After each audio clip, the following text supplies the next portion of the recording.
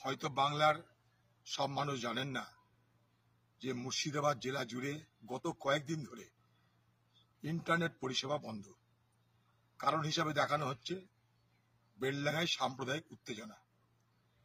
এর আগেও নির্বাচনের সময় শক্তিপুরে রামনবমীর দিনে এইভাবেই সাম্প্রদায়িক উত্তেজনা তৈরি করা হয়েছিল পরিকল্পিতভাবে, ভোটে হারানোর জন্য, সাম্প্রদায়িক বিভাজনের জন্য।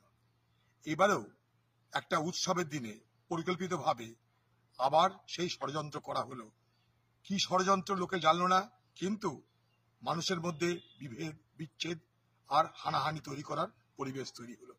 স্থানীয় প্রশাসন অর্থাৎ বেলডাঙ্গার যদি লোকাল প্রশাসন তৎপর থাকতো তাহলে এই ঘটনা ঘটতো না, সারা বেলডাঙ্গার মানুষ বলছে।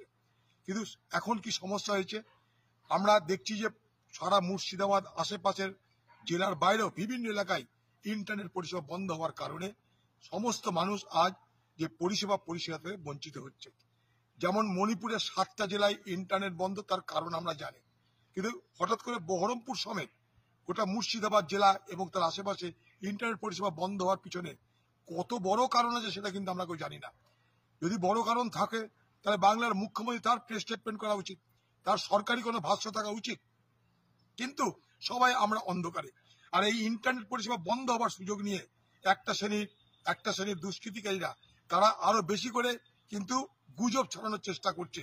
তাই সরকারকে বলবো, পশ্চিমবঙ্গের তৃণমূল পার্টির সরকার এবং তার নেত্রী মমতা বন্দ্যোপাধ্যায়কে বলবো, আপনি খোলাখুলি শান্তির বার্তা দিন।